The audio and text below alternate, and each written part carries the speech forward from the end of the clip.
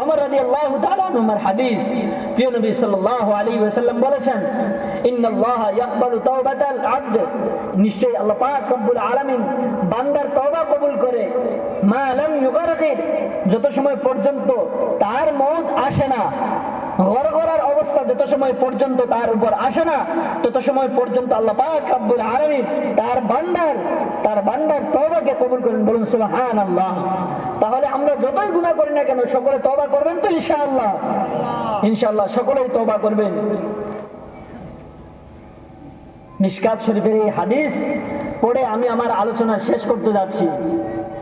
প্রিয় নবী সাল্লাল্লাহু আলাইহি ওয়াসাল্লাম বলেছেন, ইযা মাতাল ইনসানু ইনকাতা আনহু আমালু, সকলেই জানেন, ইল্লা মিন সালাসিন, সাদাকাতিন জারিয়া, আও ইলমিন ইউনতাফাউ বিহি, আও ওয়ালাদিন সালিহ ইয়াদউ লাহু।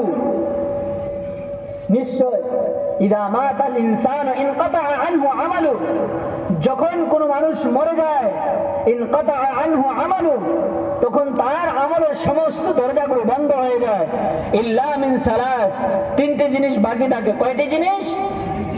সকলে এগুলোর প্রতি আমল করার চেষ্টা করবেন তো ইনশাআল্লাহ। এক নম্বর সাদাকাতিন জারিয়া, সাদকায়ে জারিয়া যদি কোনো মানুষ যদি করে যায়, তাহলে তার এটাকে এই সাদকায়ে জারিয়া, সে মরে গেলেও তার কবরের মধ্যে তার সওয়াব যেতে থাকে।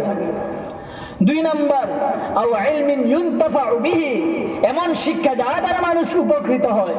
আমি কিছু কোরআন হাদিস পড়লাম, আপনাদেরকে দু চার কথা শোনালাম, যদি আপনারা যদি একটির উপরেও যদি আমল করেন, তাহলে কি এটার সওয়াব আমি যদি মরে যাই, আমার কবরের মধ্যে এটার সওয়াব আল্লাহ পাক রব্বুল আলামিন দিতে থাকবেন। বলুন সুবহানাল্লাহ। তিন নম্বর, আওয়ালাদিন সালিহ ইয়াদউ লাহু, এমন নেক সন্তান যে তার পিতামাতা তার বড়দের জন্য যে দোয়া করবে, আল্লাহ পাক রব্বুল আলামিন তার এই দোয়ার সওয়াবটাকে আল্লাহ পাক রব্বুল আলামিন ওই ব্যক্তির কবরের মধ্যে পৌঁছে দিবেন। বলুন সুবহানাল্লাহ। তাহলে আওলাদগণকে নেককার বানানোর দরকার আছে কি নাই? আছে। সদকায়ে জারিয়া আমাদের করার প্রয়োজন আছে কিনা? সদকায়ে জারিয়া কি?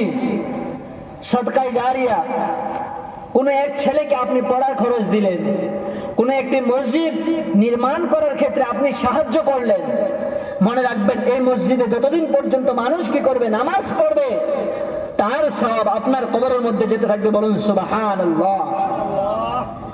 আজকে আমাদের এই বাসপুকুর মহল্লার আমাদের পশ্চিম পাড়া মসজিদ, আজকে আমরা সকলের সামনে, আমার বাবা, আমার জেঠা, তারা সকলেই এই মসজিদে নামাজ পড়েছেন। আজকে কি, আজকে আমাদের এই মসজিদটা নতুন করে নির্মাণ করার জন্য কি তারা একটি কি পদক্ষেপ নিয়েছেন, তাহলে এখানে সাহায্য করার, হাত বাড়ার আমাদের দরকার আছে কি নাই?